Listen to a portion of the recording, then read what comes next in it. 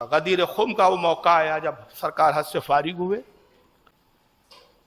غدیر خم ایک علاقہ ہے، جب حج سے لوٹ رہے تھے سرکار، آخری اور پہلا حج، پہلا اور آخری حج، غدیر خم کے مقام پہ آپ رکتے ہیں وہاں پر، اور رکنے کے بعد آپ نے اعلان کیا کہ علی کہاں ہے، علی کو بلایا۔ اس کی تفصیلات بہت لمبی ہے، اتنا وقت نہیں ہمارے پاس۔ سرکار اونٹ کے پالان پر تشریف لاتے ہیں، علی کو بلایا، علی کو اپنے بازو لیا، مولا علی کا ہاتھ اپنے ہاتھ میں لیا، اور تمام صحابہ کو مخاطب کر کے کہا، ابن ماجہ کے الفاظ ہے کہ صحابہ سے کہا، یہ بتاؤ کیا میں تمہاری جان و مال پہ تم سے زیادہ حق نہیں رکھتا ہوں؟ صحابہ نے کہا، یا رسول اللہ، بے شک آپ ہماری جان و مال پہ ہم سے زیادہ آپ حق رکھتے ہیں، کیا میں تمہاری جان سے زیادہ تم سے قریب نہیں ہوں؟ ہاں یا رسول اللہ، آپ ہماری جانوں سے زیادہ، آپ ہماری جانوں پر مالک ہیں۔ من کنت مولا فعلی مولا، کافر سن لو، جس کا میں مولا علی بھی اس کا مولا، جس کا میں سردار علی اس کا سردار، جس کا میں مددگار علی اس کا مددگار، جس کا میں حاجت روا علی بھی اس کا حاجت روا۔ جب اعلان کیا، بڑی تعداد تھی صاحب، حج سے لوٹے تھے صاحب، حضرت عمر سب سے آگے بڑھے، حضرت علی کو گلے لگایا، گلے مل کے کہتے ہیں، علی مبارک ہو، اللہ کے رسول نے وہ انعام دیا کہ صبح ہو تو تم مسلمانوں کے مولا ہو، رات ہو تو تم مسلمانوں کے مولا ہو۔ اچھا، اس حدیث کے بارے میں یہاں کچھ علمی بات کرنا چاہ رہا ہوں، بڑی، اگر آپ سنیں، لیکن میں چاہتا ہوں کہ ایسا مزاج بنے ہمارے یہاں بھی، قصے کہانیاں تو ہوتی ہی رہتی ہے لیکن علمی باتیں بھی ہو۔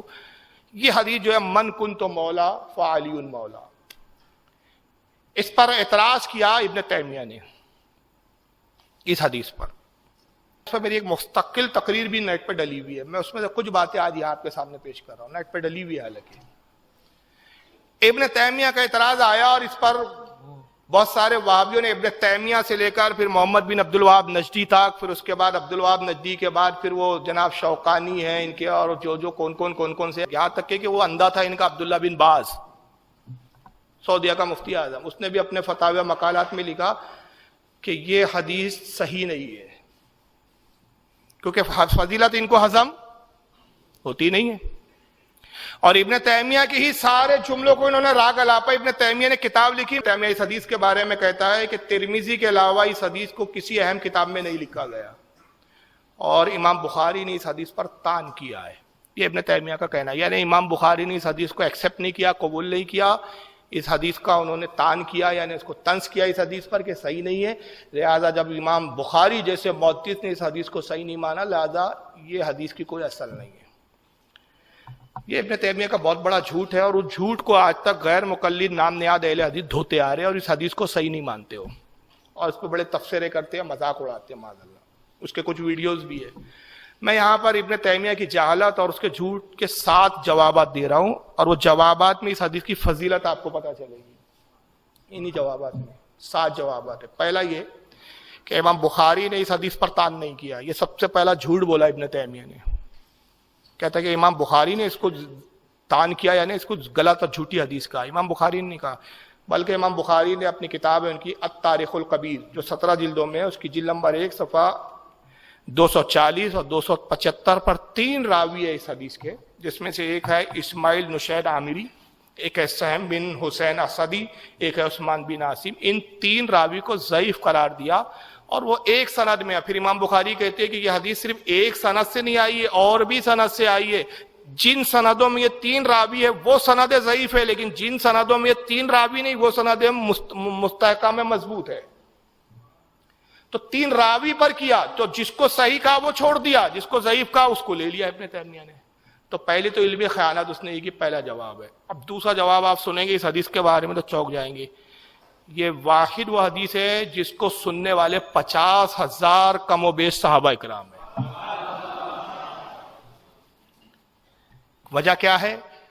سرکار حج سے فارغ ہوئے، غدیر خم کے مقام پر آئے، تو جو کچھ مکہ کے صحابہ تھے مکہ میں ٹھہر گئے، جو کچھ آس پاس کے صحابہ تھے وہ آس پاس کے گاؤں میں چلے گئے۔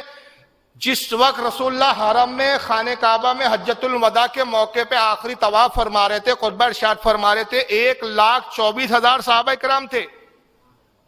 اب 1,24,000 میں سے اگر یہ بھی ہم مان لیں کہ آدھے صحابہ چلے گئے، تو تب بھی کم سے کم موٹا موٹا آپ 60 70 75 ہزار تو تھے, 65 ہزار تو تھے, چلو 60 بھی مت پکڑو 65 بھی پکڑو, تو کم از کم 50 ہزار صحابہ تھے جو غدیر خم میں اس حدیث کو رسول اللہ کی دہن مبارک زبان مبارک سے سن رہے تھے. اور دوسری اس کی خاصیت سنیں گے اس حدیث کی تو آپ خوش ہو جاؤں گے, اور عاشقوں کے لیے خوشی کی بات کہ اس حدیث کے 30 صحابہ راوی ہیں. کتنے صحابہ؟ یہ کمال نہیں ہے. ہو سکتا ہے کہ کوئی آپ کے پاس ایسی حدیث لائے جس کے 30 صحابہ 40 صحابہ بھی راوی مل جائے. اب جو میں بتا رہا ہوں وہ ہے کمال. یہ ایک واحد ایسی حدیث ہے جس کے 30 صحابہ ہی نہیں, یہ 30 میں 10 عشرہ مبشرہ ہے. یہ ہے اس کی خاصیت. اس 30 میں وہ 10 صحابہ کون ہیں؟ عشرہ مبشرہ, جن کی جنت کی بشارت رسول اللہ نے دنیا میں دے دی. چوتھی خصوصیات اس حدیث کی یہ ہے کہ اس حدیث یہ واحد دنیا اسلام کی تاریخ اسلام کی رسول اللہ کی واحد حدیث ہے جس پر حضور کی 9 ازواج محترمہ جس کی راوی اور اس کی گواہ ہے. کسی حدیث پر 9 بیویاں حضور کی جمع نہیں ہوئی ہے سوائے اس حدیث کی. اور 5ویں خصوصیات یہ ہے کہ 86 تابعین نے اس کو مختلف طرق سے روایت کیا ہے. کتنے تابعین نے اس کو روایت کیا؟ 86. یہ وہ حدیث کی خاصیت. اور چھٹی اس کی خاصیت یہ ہے کہ 360 محدثین نے اپنی حدیث کی کتابوں میں اس کو نقل کیا. 360. اور 7ویں اس کی خصوصیات یہ ہے کہ ابن تیمیہ نے جو بکواس کی کہ کہا اس کو ترمذی کے علاوہ کسی معتبر کتاب میں حدیث آئی نہیں, تو یہ ایک نمبر کا جاہل تھا وہ, کیونکہ یہ ترمذی بھی نہیں, اس کے علاوہ بہت ساری مستند معتمد کتابوں میں آئی ہے. جیسے ترمذی میں تو یہ حدیث آئی ہے 1713, امام نسائی نے بھی اس کو لکھا ہے الخصائص امیر المومنین علی بن ابی طالب صفحہ 32 پر. امام عبدالرزاق نے بھی لکھا ہے جو امام بخاری امام مسلم کے استاد ہیں. انہوں نے المصنف میں لایا حدیث نمبر 2088 کے تحت. امام ابن ابی شیبہ نے بھی لکھا, یہ بھی امام بخاری امام مسلم اور امام ابو داؤد کے استاد ہیں.